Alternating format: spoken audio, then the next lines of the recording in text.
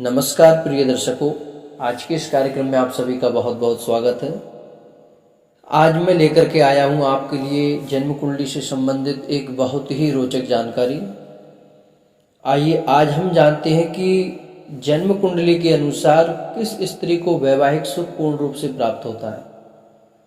देखिए, जन्म कुंडली व्यक्ति के जीवन का दर्पण होता है। मैंने लगभग अपने जीवन में 1000 से ऊपर जन्म कुंडली का अध्ययन किया है, तो मैंने देखा है कि मैं जन्म कुंडली को एक नज़र में देख करके पहचान लेता हूँ कि इस व्यक्ति की वर्तमान की स्थिति क्या होगी और कैसा इसका वैवाहिक जीवन होगा, क्या इसकी आर्थिक स्थिति होगी। क्योंकि जन्म कुंडली व्यक्ति के जीवन का दर्पण होता है। अगर आपके पास अपना जन्म समय सही है, सही डेट ऑफ बर्थ है आपकी, फिर आपकी जन्म कुंडली कभी भी झूठी साबित नहीं हो सकती।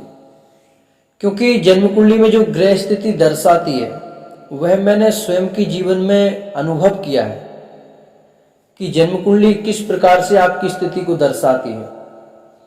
तो आज हम जानने वाले हैं कि किस स्त्री को वैवाहिक सुख पूर्ण रूप से प्राप्त होता है।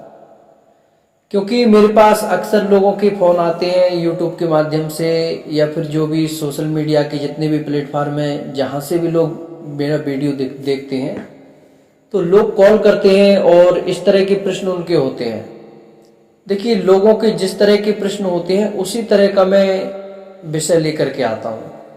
तो आज मैं लेकर के आया हूँ कि किस स्त्री के जीवन में पूर्ण रूप से वैवाहिक सुख प्राप्त होता है। तो आइए आज हम जानते हैं कि किस स्त्री को वैवाहिक सुख प्राप्त होता है। देखिए, जो वैवाहिक सुख का भाव माना जाता है जन्म कुंडली में आप देखेंगे तो वहां पर 12 घर होते हैं। जो सप्तम भाव है, जहां पर सप्तम भाव में कोई सा भी ग्रह बैठा हो और कोई सी भी राशि हो सकती है आपकी जन्म कुंडली में, लेकिन सप्तम भाव ही रहेगा। उसमें नंबर कोई भी आ सकता है या ग्रह कोई भी बैठ सकता है जाकर के। तो अब हम जानते हैं कि सप्तम भाव की क्या स्थिति होती है कि जिससे कि व्यक्ति या फिर किसी भी स्त्री का वैवाहिक सुख पूर्ण रूप से उसे प्राप्त होता है।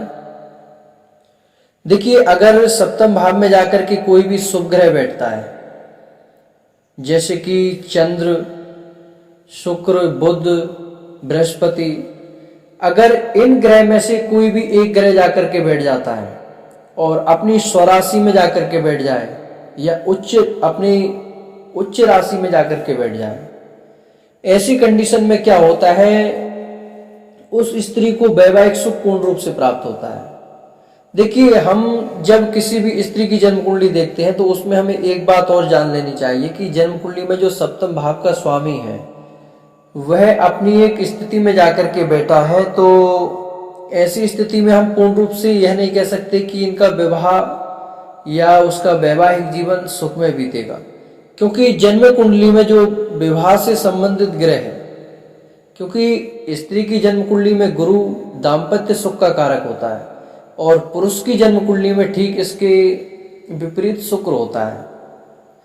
अगर स्त्री की जन्म कुंडली में गुरु गलत दिशा में जाकर के बैठ गया है या फिर अपनी नीच राशि में जाकर के बैठा है या फिर शनि की राशि में जाकर के बैठ गया है, ऐसा मैंने अक्सर अनुभव किया है कि जब भी 10 या 11 नंबर की राशि में गुरु होता है, ऐसी कंडीशन में पति पत्नी का जीवन झगड़े में ही बीत जाता है, उनकी आपस में ठीक से बन नहीं पाती।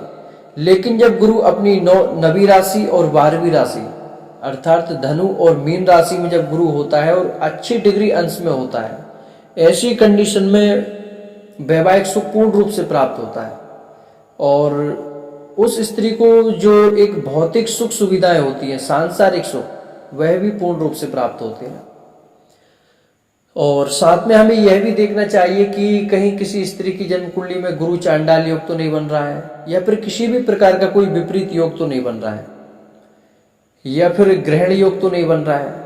क्योंकि सूर्य या चंद्र के साथ में जब पाप ग्रह का बैठ जाते हैं, कोई भी पाप ग्रह जैसे कि राहु और केतु, ऐसी कंडीशन में अक्सर देखा जाता है कि व्यक्ति के जीवन में ग्रहण योग बन जाता है। वह कोई भी काम करना चाहता है वो पूर्ण रूप से होता नहीं है और वैवाहिक सुख भी उसका अगर सप्तम भाव में जाकर के ग्रहण योग बन गया है।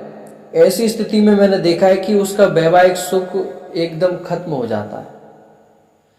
अगर गुरु की कंडीशन अच्छी है स्त्री की जन्म कुंडली में, ऐसी स्थिति में देखा जाता है कि वह उसका दाम्पत्य सुख बहुत अच्छा होता है और जीवन आनंदित बीतता है।